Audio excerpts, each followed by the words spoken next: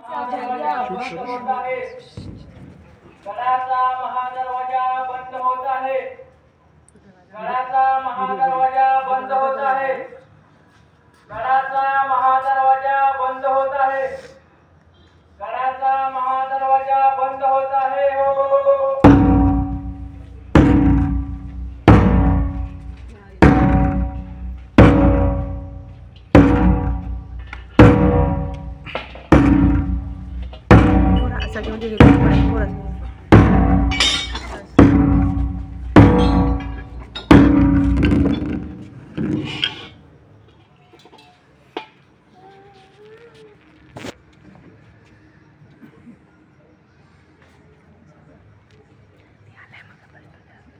या जवळ सर. नमस्कार सर. नमस्कार मॅडम.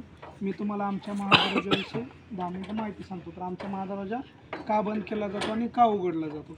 तर आपल्या महाराष्ट्र राज्यामध्ये 150 ते पावणे 200 किल्ले आहेत. तर किल्ले बांधण्याची सुरुवात प्रथमतः चंद्रगुप्त मौर्य असेल, सातवहन राजा असेल, राष्ट्रकूट राजा असेल, यादव राजाच्या काळात किल्ले बांधण्यात आले. पण जास्तीत जास्त गड किल्ले हे छत्रपती शिवाजी महाराजांच्या काळात बांधण्यात आले. 1630 ते 1750 हा मराठ्यांचा कालखंड म्हणून ओळखला जातो. या काळात जे किल्ले बांधले गेले त्यास मराठीगड बांधणी पद्धतीचा किल्ला म्हणतात. तर आमचा फोर्ट जाधवगड हा कोणी बांधला, तर फोटोतले दिसतात ना, सुभेदार पिलाजीराव जाधव यांनी बांधला. तर ते कोण होते, तर इथून 30 किलोमीटर अंतरावर एक वाघोली गाव आहे, तिथले ग्रस्त होते आणि त्यांची कामगिरी पाहून त्यांना वाघोलीचा वाघ म्हटला जायचा. आणि ते शाहू महाराज सुभेदार होते. शाहू महाराज म्हणजे छत्रपती संभाजी महाराजांचा मुलगा व छत्रपती शिवाजी महाराजांचे नातू.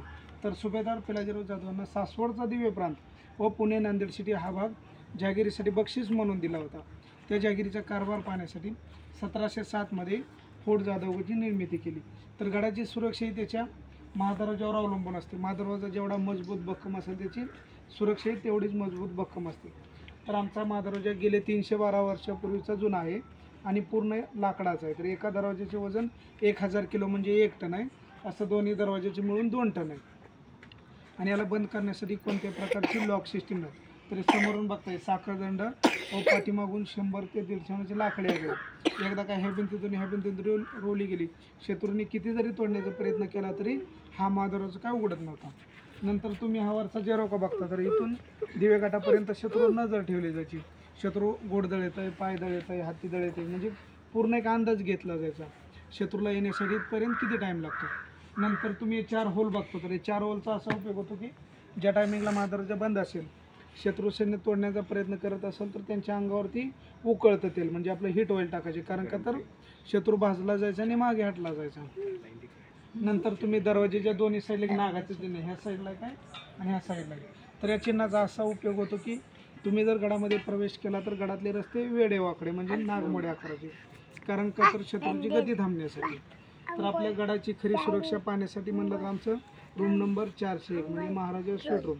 तर तिथं स्वतः पिलाजीराव जाधव हे राहत होते.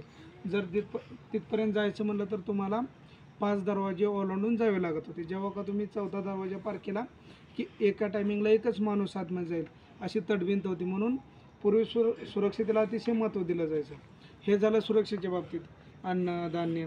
जिथं आमचं स्विमिंग पूल आहे पहिले कुंड होतं म्हणजे विहीर होती. तर त्याचं दोरीच्या साहाय्याने पाणी शिंदून त्याचा पूर्ण गडामध्ये वापर केला जायचा. जिथं आमचं छज्जा रेस्टॉरंट आहे त्याच्या उजव्या साईडला गंजन आहे. तर पूर्वी वर्षभराचे अन्नधान्य साठवून ठेवले जायचे.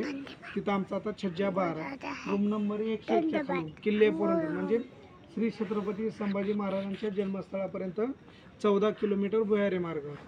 तर अशा ऐतिहासिक वास्तूमध्ये श्री छत्रपती संभाजी महाराजांच्या जन्मभूमीच्या पायथ्याला वसंत सोपान काकाच्या कर्मभूमी 2007 डॉक्टर विठ्ठल व्यंकटेश कामतसाहेबांनी महाराष्ट्रातील पहिलं हेरिटेज हॉटेल स्थापन केलं. तर पूर्वी गडाचे महादरवाजे संध्याकाळी बंद झाले की सकाळीच उघडले जायचे. परंतु आपण 2007 पंचतारांकित हॉटेल चालू केल्यामुळे हा महादरवाजा आपण पूर्ण काळ बंद ठेवू शकत नाही. कारण का तर येण्या जाणाऱ्या गेस्टला पण अडचणी होणे आणि आपली परंपराही चालू राहावी म्हणून आम्ही 10 मिनिटाची सेरेमनी पार पाडतो. जसं की आम्ही संध्याकाळी 6:30ला बंद करून 6:40ला ओपन करतो.